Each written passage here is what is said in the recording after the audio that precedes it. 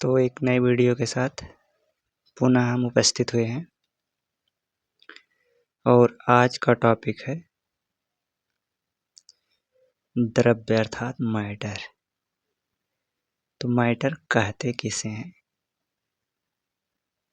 सबसे पहले हम इसे देखते हैं। तो इसके लिए डिफिनीशन देखते हैं कि द्रव्य कहते किसे हैं, सिंपल सा। तो मैटर ऐसे सब्सटेंस हैं जिसे हम अपनी सेंस ऑर्गन्स अर्थात ज्ञान इंद्रियों द्वारा देख सकते हैं, एक्सपीरियंस कर सकते हैं, जो ऑक्यूपाइज स्पेस अर्थात स्थान ग्रहण करते हैं, घेरते हैं। इनका कुछ मास अर्थात द्रव्यमान होता है, उसे हम क्या कहते हैं, मैटर अर्थात द्रव्य कहते हैं। ये सिंपल सा डिफिनीशन है। फॉर एग्जांपल्स के लिए हम देखते हैं, जैसे बुक्स ले लो, पेन हो गए, डस्टर, ब्लैक बोर्ड ले लो, ब्रिक्स आदि। इसके अलावा आपके इर्द गिर्द बहुत सारी चीज़ें जो दिखाई देती हैं, एग्जाम्पल में आप दे सकते हो। अगला पॉइंट है द्रव्य की कणिक प्रकृति अर्थात पार्टिकल नेचर ऑफ मैटर। तो द्रव्य की कणिक प्रकृति अर्थात पार्टिकल नेचर ऑफ मैटर से क्या समझते हो, तो इसका भी हम डिफिनीशन देखते हैं। तो मैटर की पार्टिकल नेचर एक फंडामेंटल अर्थात आधारभूत कंसेप्ट है जो बताती है कि मैटर स्मॉल पार्टिकल से मिलकर बना होता है। अर्थात कोई द्रव्य क्या होता है, छोटे छोटे स्मॉल पार्टिकल से मिलकर बना होता है। ठीक,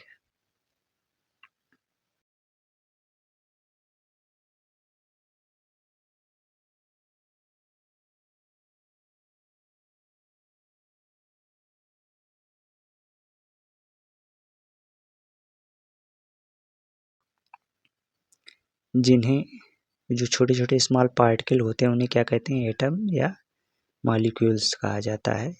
ये पार्टिकल एक दूसरे के साथ कनेक्ट होकर विभिन्न प्रकार के सब्सटेंस बनाते हैं। ठीक,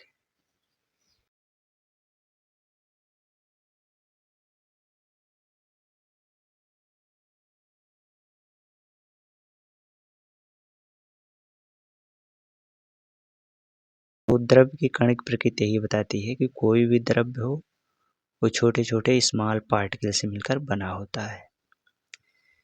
अगर हम चित्र देखें तो इस तरह से कोई भी सब्सटेंस जो है उसके पार्टिकल इस तरह से एक दूसरे से जुड़े होते हैं।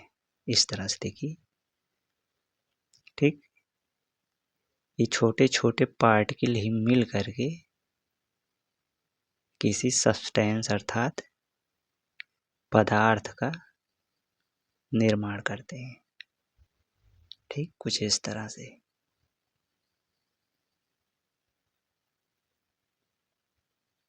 तो ये अब इसको क्या कहते हैं, इसको कहेंगे सब्सटेंस। ठीक, और ये गोल गोल आपको दिख रहे हैं ये छोटे छोटे पार्टिकल हैं। ठीक,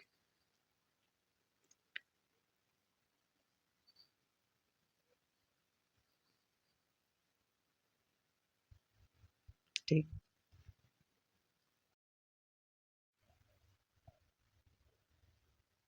तो आगे हम देखते हैं द्रव्य का वर्गीकरण अर्थात क्लासिफिकेशन ऑफ मैटर। तो चूंकि अपने इर्द गिर्द आप बहुत सारे टाइप्स के मैटर को देखते हो, इसलिए उनका अध्ययन सुगम तरीके से करने के लिए उसका क्लासिफिकेशन आवश्यक है। इसलिए हम मैटर का वर्गीकरण करते हैं इस तरह से। देखिए, एक चार्ट के रूप में आपको हम दिखा रहे हैं। तो जितने भी मैटर आपके इर्द गिर्द हैं उन्हें दो कैटेगरी में सबसे पहले क्लासिफाइड किया गया है। सबसे पहले हम देखते हैं भौतिक वर्गीकरण अर्थात भौतिक गुणों के आधार पे या उनके भौतिक संगठन के आधार पे हम वर्गीकरण करते हैं। तो इसको कहते हैं भौतिक वर्गीकरण अर्थात फिजिकल क्लासिफिकेशन। अगला है रासायनिक वर्गीकरण अर्थात केमिकल क्लासिफिकेशन। ठीक, रासायनिक वर्गीकरण में पदार्थों को उनकी रासायनिक संगठन अर्थात रासायनिक गुणों के आधार पर वर्गीकरण करते हैं। पुनः देखिए फिजिकल क्लासिफिकेशन के अंतर्गत मैटर को उनके फिजिकल प्रॉपर्टी अर्थात फिजिकल संगठन के आधार पर 3 कैटेगरी में डिवाइड करते हैं। देखिए सॉलिड, लिक्विड एंड गैस। ठीक, सॉलिड, लिक्विड एंड गैस के अंतर्गत क्लासिफाइड करते हैं अर्थात इसको सब डिवीजन कह सकते हैं, उपवर्ग में डिवाइड करते हैं। पुनः देखिए केमिकल क्लासिफिकेशन के अंतर्गत पुनः सब्सटेंस को 2 कैटेगरी में डिवाइड किया गया है। पहला है प्योर सब्सटेंस और दूसरा है मिक्सचर। ठीक, ये भी सब डिवीजन ही कह सकते हो। पुनः देखिए प्योर सब्सटेंस को 2 कैटेगरी में पुनः डिवाइड किया गया है, क्लासिफाइड किया गया है। ठीक, पहला है एलिमेंट और दूसरा है कंपाउंड्स। ठीक, कंपाउंड्स यानी एलिमेंट्स एंड कंपाउंड्स में इसको क्लासिफाइड किया गया है। पुनः देखिए एलिमेंट्स को उनके गुणों के आधार पर 3 कैटेगरी में डिवाइड किया गया है। तो यहाँ पहला है मेटल्स अर्थात धातु, दूसरा है नॉन मेटल्स अर्थात अधातु और तीसरा है मेटेलॉइड्स अर्थात उपधातु। ठीक, तो इनकी प्रॉपर्टी के आधार पर 3 कैटेगरी में डिवाइड किया गया था। पुनः प्राप्ति स्रोत के आधार पर एलिमेंट्स को 2 कैटेगरी में डिवाइड किया गया है। देखिए प्राप्ति स्रोत के पहला है नेचुरल एलिमेंट्स अर्थात प्राकृतिक तत्व, दूसरा है सिंथेटिक एलिमेंट्स अर्थात संश्लेषित तत्व। ठीक, पुनः देखिए कंपाउंड्स को 2 कैटेगरी में डिवाइड किया गया है। कंपाउंड्स को कितनी कैटेगरी में अर्थात यौगिक को, पहला है इनऑर्गेनिक कंपाउंड्स अर्थात अकार्बनिक यौगिक, दूसरा है ऑर्गेनिक कंपाउंड्स अर्थात कार्बनिक यौगिक। ठीक, तो पहला है अकार्बनिक यौगिक, दूसरा है कार्बनिक। पुनः देखिए मिक्सचर को अर्थात मिश्रण को 2 कैटेगरी में डिवाइड किया गया है। पहला होमोजीनियस मिक्सचर जिसे सॉल्यूशन के नाम से भी जानते हैं, होमोजीनियस मिक्सचर सॉल्यूशन कहलाता है। अगला है हेट्रोजीनियस मिक्सचर अर्थात विसमांगी मिश्रण। ठीक, तो इस तरीके से आपके इर्द गिर्द जितने भी मैटर दिखाई देते हैं सभी को इतनी कैटेगरियों में डिवाइड करके रखा गया है और उनका सिस्टमेटिक तरीके से अध्ययन किया जाता है, जो उनके अध्ययन को काफ़ी सुगम सरल बना देता है। ठीक, तो इसके बाद हम एक एक करके, आप इस चार्ट में जितना देख रहे हो, एक एक करके अध्ययन करेंगे। अगला है देखिए द्रव्य अवस्था अर्थात लिक्विड स्टेट। पहले हमने पढ़ा सॉलिड स्टेट, अब ये है लिक्विड स्टेट। तो लिक्विड स्टेट किसे कहते हैं? ठीक, मैटर की लिक्विड स्टेट से क्या समझते हो? तो ऐसे सब्सटेंस जिनका शेप अनसर्टेन अर्थात अनिश्चित तथा वॉल्यूम क्या होता है, फिक्स होता है, लिक्विड कहलाता है। अर्थात ऐसे पदार्थ जिनका वॉल्यूम तो फिक्स होता है लेकिन उनकी आकृति जो होती है वो सर्टेन नहीं होती है। ठीक, फॉर एग्जाम्पल के लिए हम देखते हैं, जैसे ले लो आप वाटर ले लो, मिल्क ले लो, एल्कोहल ले लो, आदि आपके इर्द गिर्द जितने भी लिक्विड टाइप के होते हैं वो सब के सब द्रव अवस्था में कहलाते हैं। आप कुछ भी एग्जाम्पल दे सकते हो अगर डिफिनीशन पर मैच कर रहा है तो। ठीक, अगला है द्रव की विशेषताएं। तो इसमें देखिए इसकी विशेषताओं के अंतर्गत पहला है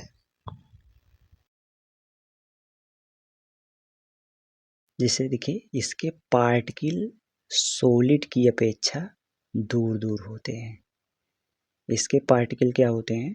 सॉलिड की अपेक्षा दूर दूर होते हैं, जिसमें इनके पार्टिकल्स के बीच मोशन होता है, जिससे ये इनमें लिक्विडिटी आती है। अगला, इनमें इंट्रामोलिकुलर स्पेस सॉलिड्स की अपेक्षा ज़्यादा होती है।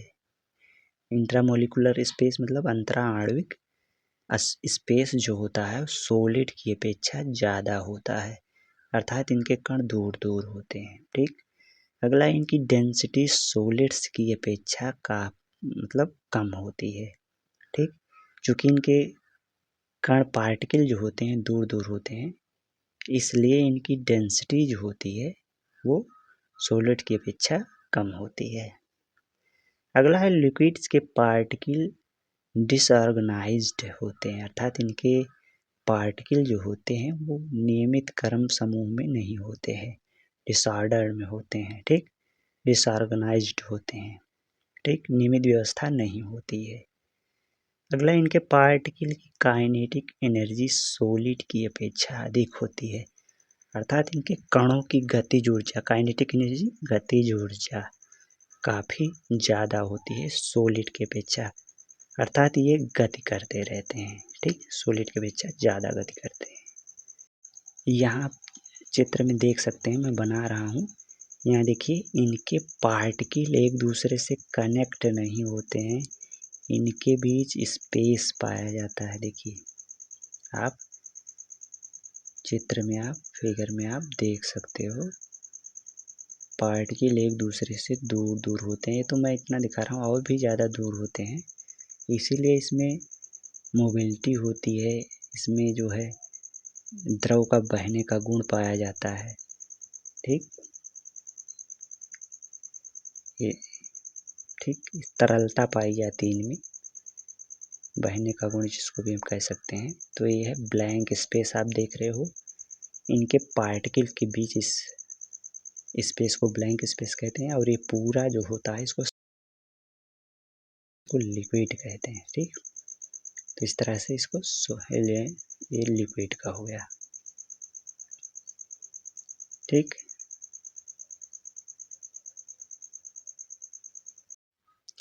अगला है देखिए, गैसीय अवस्था अर्थात गैसियस स्टेट। तो द्रव्य की गैसियस स्टेट से अर्थात गैसीय अवस्था से क्या समझते हो? तो सिंपल सा डिफिनीशन इसका भी है कि ऐसे सब्सटेंस जिसकी शेप एंड वॉल्यूम दोनों अनसर्टेन मतलब अनिश्चित होती है, गैस कहलाता है। सिंपल सा डिफिनीशन है। ठीक। जिसका शेप अर्थात इसकी आकृति और आयतन दोनों अनिश्चित होता है, उसको हम गैस कहते हैं। ठीक। फॉर एग्जाम्पल के लिए आप देख सकते हो, जैसे ले लो आप ऑक्सीजन ले लो, हाइड्रोजन ले लो, कार्बन डाइऑक्साइड ले लो, एयर वायु ले लो। ठीक। आदि। इसके अलावा और भी बहुत सारी गैसें हैं, आप कुछ भी एग्जाम्पल में दे सकते हो। अब इसकी भी अपनी कुछ विशेषताएं हैं। तो गैसों की विशेषताएं, ठीक, क्या क्या विशेषताएं हैं इसकी? तो यहाँ देखिए, पहला है इसके पार्टिकल्स सॉलिड्स एंड लिक्विड्स की अपेक्षा अत्यधिक दूर दूर होते हैं, यानी बहुत दूर दूर। सॉलिड मतलब ठोस और द्रव की अपेक्षा काफ़ी दूर दूर होते हैं। ठीक। इसके पार्टिकल ठीक काफ़ी दूर दूर होते हैं। अगला है इसके पार्टिकल्स के मध्य अधिकांश स्पेस ब्लैंक अर्थात रिक्त होता है। ठीक। इनके कणों के बीच जो रिक्त स्थान होता है वो काफ़ी ज़्यादा खाली होता है। समझ में बात? सॉलिड और लिक्विड की अपेक्षा काफ़ी ज़्यादा दूर होते हैं ये। अगला है इनकी संपीड्यता सर्वाधिक होती है। ठीक। कंप्रेसिबिलिटी एक तरीके से इनकी ज़्यादा होती है। ठीक। अगला, इनके पार्टिकल डिसऑर्गेनाइज्ड होते हैं, मतलब ये नियमित व्यवस्था इनके पार्टिकल में नहीं पाई जाती है। अगला, इनके पार्टिकल्स के बीच लगने वाला इंट्रामोलिकुलर अट्रैक्शन फोर्स काफ़ी वीक होता है, अर्थात नगण्य के बराबर आप कह सकते हो, बहुत वीक होता लगता है लेकिन बहुत वीक होता है। ठीक ठीक। आप चित्र में इनके पार्टिकल्स को देख सकते हो, किसी गैस में उसके पार्टिकल्स इस तरीके से दूर दूर होते हैं। मैं तो इतना दिखा रहा हूँ, काफ़ी दूर दूर होते हैं, मतलब उनके बीच जो इंट्रामोलिकुलर अट्रैक्शन फोर्स होता है वो ना के बराबर होता है, बहुत वीक। ठीक, इस तरीके से दूर दूर होते हैं। तो इसको आप देखिए, मैं हिंदी और इंग्लिश दोनों में बता रहा हूँ जिससे आपको समझने में काफ़ी आसानी हो, और आप इसको नोट डाउन कर सकते हो। अगर आप इंग्लिश में हो तो इंग्लिश मीडियम से, और अगर आप हिंदी मीडियम से हो तो हिंदी मीडियम से आप वीडियो को पॉज करके रोक रोक करके नोट्स बना सकते हो। ठीक, इसके बाद है वाष्प तथा गैस में अंतर, अर्थात difference between vapour and gas. तो क्या अंतर होता है, इसको वन बाय वन करके हम देखते हैं। सबसे पहले हम देखेंगे वाष्प किसे कहते हैं, अर्थात वेपर। तो वेपर उस सब्सटेंस की गैसियस स्टेट, अर्थात गैसीय अवस्था को प्रदर्शित अर्थात रिप्रेजेंट करती है, जो नॉर्मल टेम्परेचर अर्थात रूम टेम्परेचर पर लिक्विड स्टेट में होती है। ठीक, मतलब वेपर किसी सब्सटेंस की उस अवस्था को रिप्रेजेंट करती है जो नॉर्मल टेम्परेचर अर्थात रूम टेम्परेचर पर लिक्विड अवस्था में पाई जाती है। बहुत सिंपल सा है, आप इसको भूलेंगे नहीं। ठीक, समझ में आई बात। अब अगला देखते हैं कि गैस किसे कहते हैं। तो गैस उस सब्सटेंस को कहते हैं जो नॉर्मल टेम्परेचर पर अर्थात रूम टेम्परेचर पर गैसीय स्टेट अर्थात गैसीय अवस्था में रहती है। ठीक, मतलब ऐसे पदार्थ जो नॉर्मल टेम्परेचर पर अर्थात रूम टेम्परेचर पर गैसीय अवस्था में होते हैं उनको हम गैस कहते हैं। ठीक, यह गैस और वाष्प में अंतर बहुत सिंपल सा है। उदाहरण के तौर पे हम देखते हैं, फॉर एग्जांपल्स देखिए,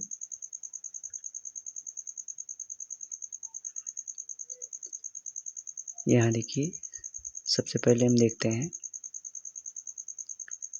जैसे गैस देखते हैं, जैसे देखिए अमोनिया ले लो, हाइड्रोजन ले लो, नाइट्रोजन हो गया, कार्बन डाइऑक्साइड ले लो आदि। ठीक, तो ये सभी के सभी क्या हैं, ये गैस हैं, अर्थात नॉर्मल टेम्परेचर पर अर्थात रूम टेम्परेचर पर ये गैसीय फॉर्म में ही रहते हैं, इसलिए इनको गैस कहते हैं। ये रूम टेम्परेचर पर क्या होते हैं, गैसियस स्टेट में ही रहते हैं। ठीक, और सिंपल सा है।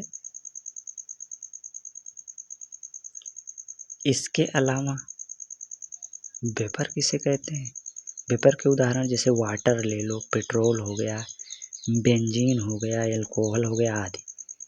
ये गैसियस स्टेट को, इनके गैसियस स्टेट अर्थात गैसीय अवस्था को वेपर कहते हैं, अर्थात नॉर्मल टेम्परेचर पर तो ये लिक्विड होते हैं। ठीक, लेकिन जब ये वेपर में कन्वर्ट होते हैं तो उसको हम वेपर कहते हैं। ठीक, वाष्प में कन्वर्ट होते हैं, उनको वेपर कहते हैं। ये रूम टेम्परेचर पर क्या होते हैं, लिक्विड स्टेट में रहते हैं।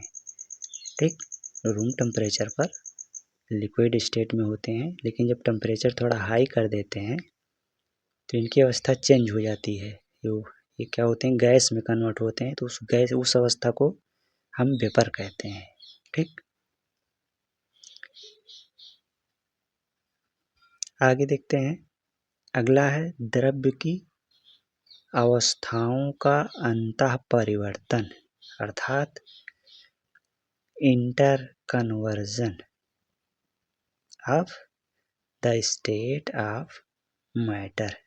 ठीक, द्रव्य की अवस्थाओं का अंतः परिवर्तन कैसे होता है उसको हम देखेंगे, कैसे एक सॉलिड लिक्विड में परिवर्तित होता है और एक लिक्विड पुनः कैसे गैस में, या एक गैस कैसे लिक्विड में और लिक्विड से कैसे सॉलिड में इंटर कन्वर्जन होता है उसका। तो यहाँ देखिए, solid, liquid and gas matter की ये 3 state temperature and pressure change होने से इंटर कन्वर्ट हो जाते हैं। ये चीज़ आप ध्यान रखिए और इसको हम देखते हैं कैसे ये इंटर कन्वर्ट होते हैं। ठीक, तो यहाँ देखिए, ये है सॉलिड। ठीक, सॉलिड, उसके बाद हम चिन्ह लगाते हैं, ये उत्क्रमणीय चिन्ह रिवर्सिबल जिसको बोलते हैं साइन होता है। तो सॉलिड लिक्विड में कन्वर्ट हो रहा कैसे, तो यहाँ देखिए, जब इसको हम सॉलिड को हीट करते हैं, ठीक, जब हमने इसको हीट किया तो ये लिक्विड में कन्वर्ट हो गया। पुनः लिक्विड को जब हम कूल करते हैं तो ये सॉलिड में कन्वर्ट हो जाता है। ठीक, यहाँ टेम्परेचर हम चेंज कर रहे हैं। पुनः देखिए, लिक्विड गैस में कैसे कन्वर्ट होता है, लिक्विड गैस में कैसे कन्वर्ट होता है। तो देखिए, लिक्विड को जब हम हीट करते हैं, पुनः लिक्विड को क्या करते हैं, जब हीट किया जाता है तो ये गैस में कन्वर्ट हो जाता है, और जब गैस को कूल किया जाता है तो ये लिक्विड में चेंज हो जाता है। ठीक, गैस को जब हमने हीट किया तो ये गैस में कन्वर्ट हो गया, और गैस को जब हमने कूल किया अर्थात ठंडा किया तो ये लिक्विड में कन्वर्ट हो गया। ठीक, तो इस तरह से ये इंटर कन्वर्ट होते हैं। अगला देखिए, अगला है 3 अदर स्टेट्स ऑफ मैटर, यानी द्रव्य की 3 अन्य अवस्थाएं। तो अभी तक हमने फिजिकल क्लासिफिकेशन के अंतर्गत सॉलिड, लिक्विड एंड गैस देखा था, और इसके अलावा 3 अन्य हैं, उसको भी देख लेते हैं। तो पहला है प्लाज्मा। प्लाज्मा अवस्था किसे कहते हैं, प्लाज्मा स्टेट क्या है, मैटर की प्लाज्मा अवस्था किसे कहते हैं। तो सिंपल सा केवल डिफिनीशन मैं आपको बता रहा हूँ और वो कहाँ पाए जाते हैं इसको बताऊंगा। ठीक, देखिए, किसी सब्सटेंस को जब अल्ट्रा हाई टेम्परेचर अर्थात अति उच्च ताप पर हीट किया जाता है तो मैटर की यह अवस्था अर्थात यह स्टेट प्राप्त होता है। ठीक, किसी भी मैटर को जब अति उच्च ताप पर गर्म किया जाता है तो द्रव्य की यह अवस्था प्राप्त होती है। ठीक, ये इस स्टेट में मैटर के पार्टिकल आयनाइज्ड स्टेट में पाए जाते हैं अर्थात आयनित अवस्था में पाए जाते हैं, जिसमें मतलब पॉजिटिव आयन और निगेटिव आयन दोनों पाए जाते हैं। सिंपल से हम कह सकते हैं कि इस स्टेट में इसके पार्टिकल आयनित होते हैं। ठीक, इसके अलावा मैटर की यह स्टेट सन एंड स्टार्स में पाई जाती है। कहाँ कहाँ पाई जाती है, इस सूर्य और तारों में ही पाई जाती है प्लाज्मा स्टेट। ठीक, इसको आप याद रखिए। ठीक, मैटर की यह अवस्था फ्लोरोसेंट ट्यूब तथा नियॉन बल्ब में उत्पन्न होती है। ठीक, पाई कहाँ जाती है, सन एंड स्टार्स में। इसके अलावा उत्पन्न भी कहाँ होती है, ये फ्लोरोसेंट ट्यूब और नियॉन बल्ब में भी उत्पन्न होती हुई देखी गई है, तो इसलिए कहते हैं यहाँ भी उत्पन्न होती है। ठीक, अगली अवस्था है बोस-आइंस्टीन कंडेंसेट अवस्था। बोस-आइंस्टीन कंडेंसेट स्टेट, ठीक। तो बोस-आइंस्टीन कंडेंसेट अवस्था क्या है प्लाज्मा? तो नॉर्मल एयर के डेंसिटी के 1 मिलियन पार्ट जितने लो डेंसिटी वाली किसी गैस को जब बहुत कम टेम्परेचर, टू लो टेम्परेचर पर कूल किया जाता है तो यह स्टेट प्राप्त होती है। अर्थात नॉर्मल सामान्य वायु के घनत्व के 1 मिलियन भाग जितने कम घनत्व वाली किसी गैस को जब बहुत कम टेम्परेचर पर ठंडा किया जाता है तो यह स्टेट प्राप्त होती है, अवस्था प्राप्त होती है, ठीक। इसको आप याद रखिए। समझ में आई बात? चलिए, ठीक। अगला है फर्मियोनिक कंडेंसेट स्टेट, ठीक।